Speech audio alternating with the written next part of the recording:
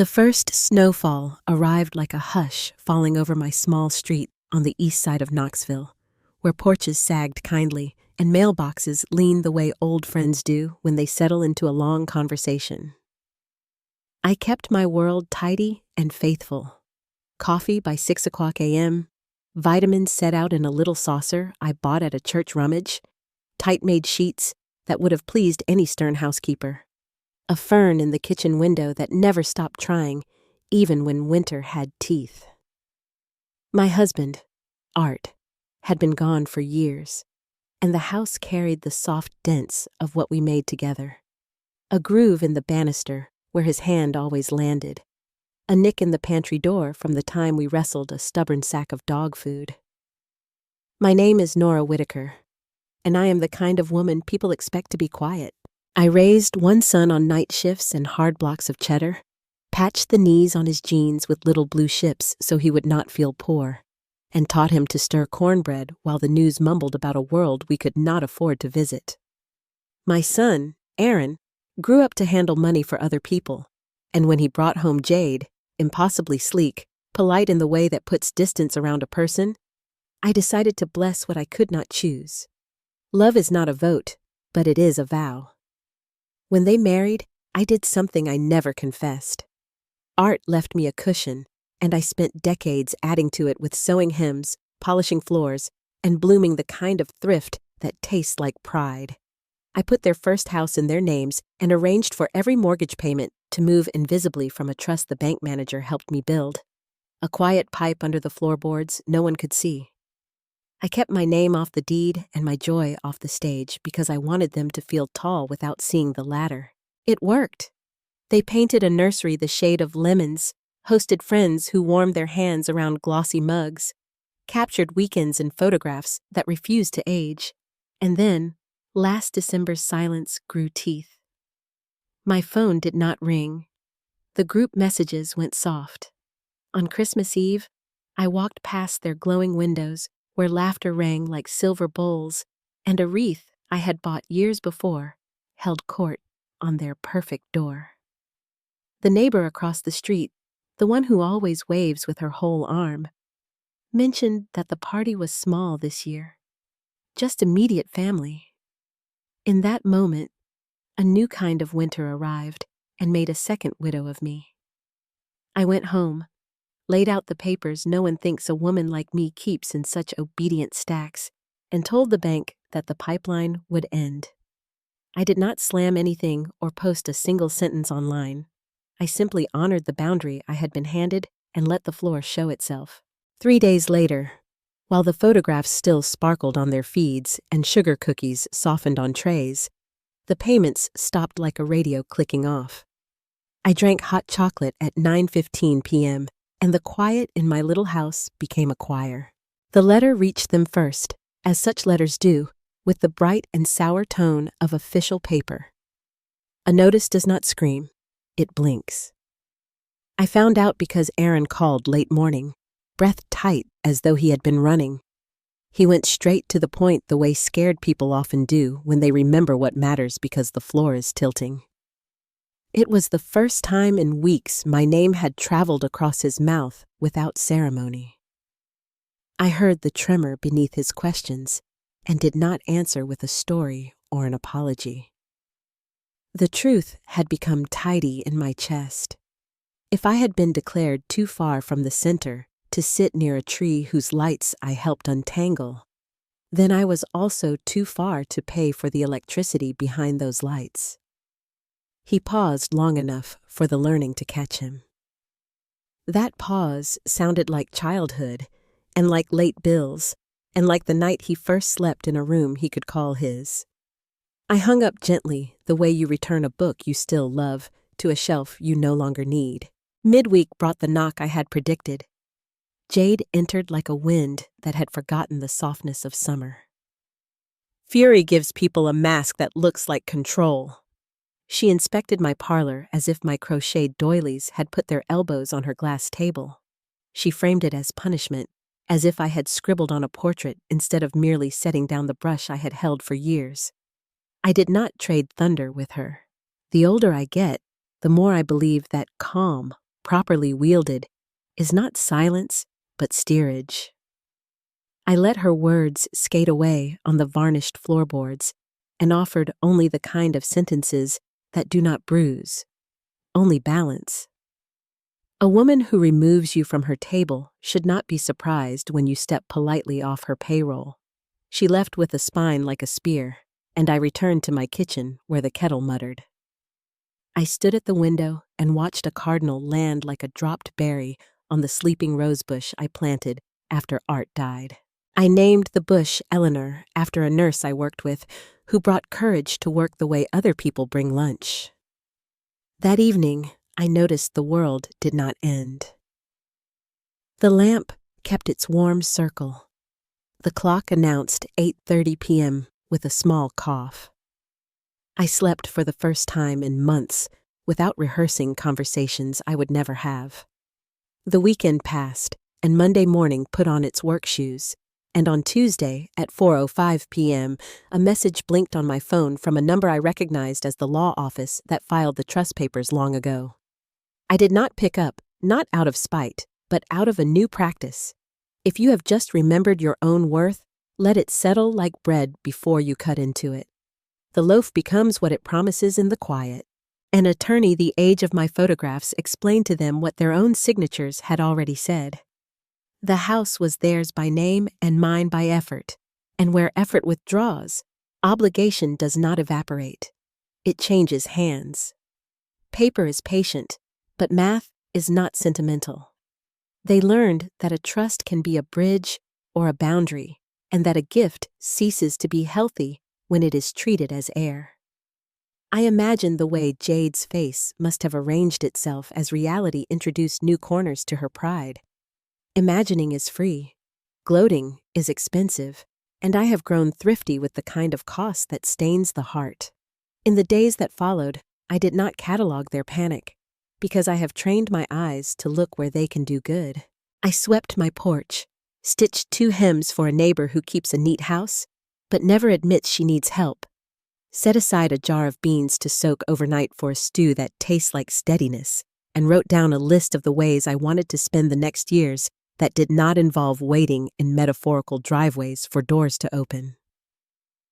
I decided to learn the name of every bird that visits my yard and to memorize 3 poems by spring. I put fresh batteries in the kitchen radio so the early game on Saturdays could find me while I watered the plants. I kept my promises to myself because new boundaries require scaffolding. On a Thursday at 6:40 p.m., I heard a second knock that sounded like a question rather than a verdict. When I opened the door, Aaron stood there without the posture of a man who wins at meetings. He looked like the boy who once fell asleep under a table at a church social because he could not stand to leave the laughter. I moved aside so he could enter, and we sat across from each other in the living room where my life is not grand, but honest. He whispered an admission with his cheeks, not his mouth, the kind of realization that turns down the volume on blame. I let him talk without rushing to cradle or cut. My quiet did its work. It reminded us both that love is not a clearance sale where price gets marked down until resentment can afford it. When he finally asked why I had never told him, I used truthful words I wished we had owned sooner. Pride can be pure if it is practiced with gratitude, but pride that refuses to bend becomes a mask for hunger. I wanted him to know he was capable, and I wanted to believe Jade would mature into the kind of woman who knew what foundations feel like, the humble ones that hold and hold with no spotlight. I did not cry because tears are not the only form of water that softens hard things. I allowed the silence after my explanation to land like rain on packed earth.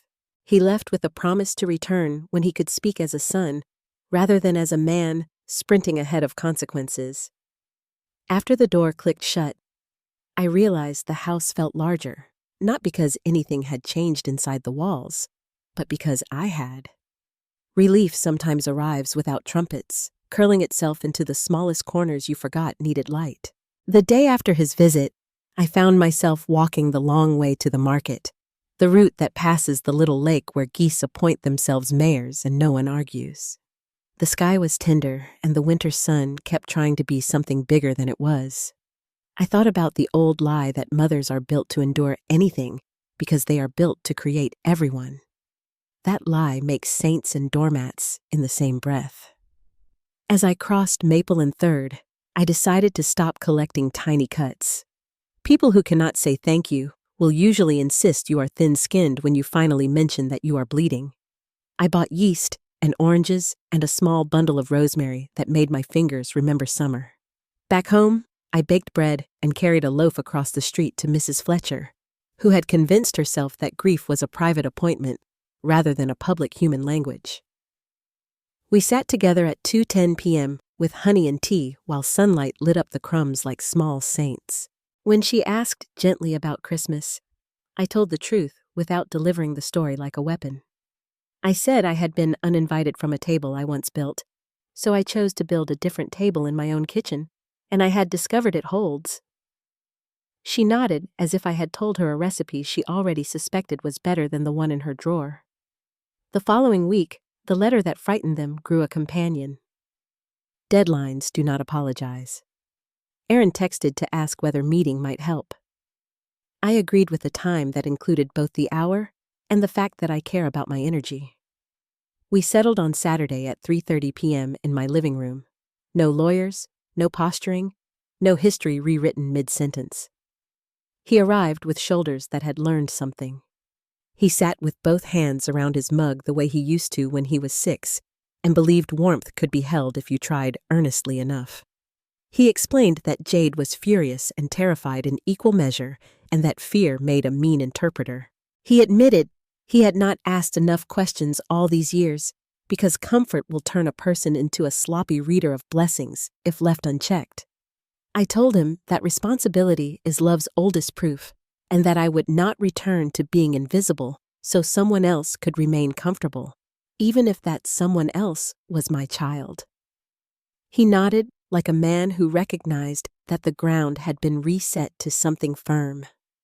We did not solve their finances in one afternoon, because magic is for children and temptation. But we agreed that if he wanted to stand in any future room with me, he would bring respect into the doorway first. I walked him to the porch and watched him look toward the neighborhood he believed he had outgrown. It is humbling to realize that what you think you are above is, in fact, what has been holding you up.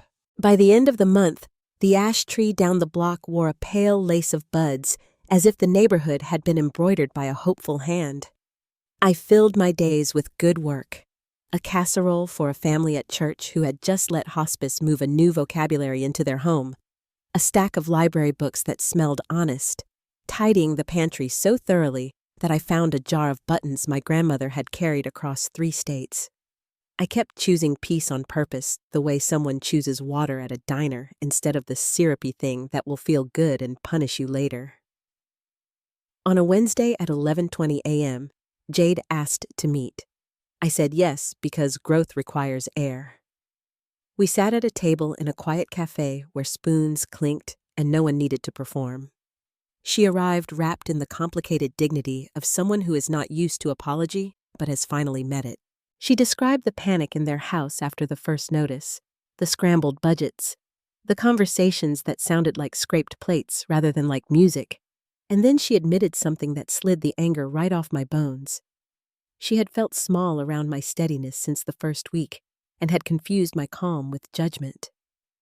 I could have asked why I should be punished for surviving, but I have learned that the right question, at the right time, is not a blade, but a key. I asked what kind of family she wanted to grow into, rather than what kind of woman she had been. She wanted a home where gratitude was not seasonal decor.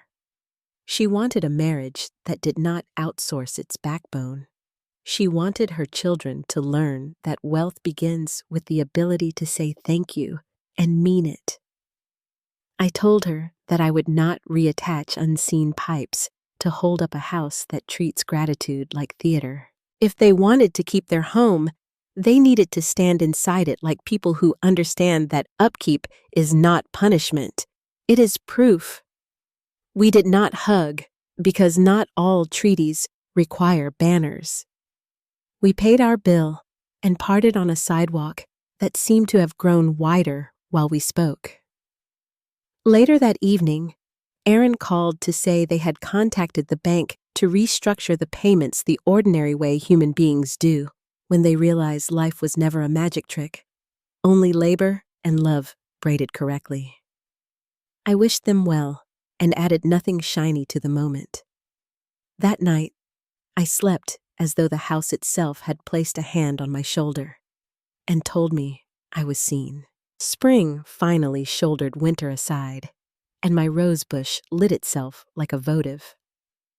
I wrote a list of things that still make sense. Boiling eggs on Sunday afternoons at 2:00 p.m. so the week says thank you. Calling a friend before the ache gets loud. Keeping cash tucked into the spine of a book nobody else would think to open. Telling the truth even when it interrupts the party. I also wrote the sentence I wish every woman I love could memorize. Quiet is not surrender. It is strategy. Months later, on a warm night that smelled like cut grass and forgiveness, Aaron came by alone. He reported that the house was still theirs because they chose to be its true owners rather than its visitors. That he had insisted gratitude become a daily practice rather than a holiday caption. That Jade had invited me, without theatrics, without conditions, to Sunday supper at 5:30 p.m. whenever I felt ready. I told him I would come when an invitation felt like a welcome rather than a headline. I asked him to keep doing the ordinary work of repair long after the panic expired, because panic often performs humility that vanishes the minute the spotlight dims. He nodded, left a bag of oranges and a bouquet of zinnias on my counter, and headed home. After he drove off, I stood at the sink and washed one cup and then another, and I thought about the women who message me from their kitchens and cars and night shifts, whispering that they are so tired of being told their worth is the same as their usefulness. I want to tell them that usefulness is a good servant and a cruel master, and that love, when it is healthy, never confuses the two. I want to tell them it is not a sin to stop underwriting what erases you. I want to tell them that tables can be rebuilt, sometimes smaller and deeper, sometimes far from the rooms where you used to knock. If you have ever been told you are not immediate family in a life you helped underwrite, know this: you are immediate to your own soul, and if you tend it, you will never live far from home again. If you have read this far with me, then you already know the ending is not a door slamming or a violin soaring. It is a woman in her kitchen at 7:05 p.m. tasting stew that took all afternoon, nodding to herself because she has seasoned it well. This is where I landed. I did not punish anyone. I stopped pretending that love must always be a subsidy. I allowed consequences to introduce my loved ones to themselves. They chose to work, and I chose to rest, and our choices finally faced each other like two hands unclenching. The lesson I keep, and the one I offer you, is simpler than people expect from a story that traveled through winter and paper and rooms full of performance.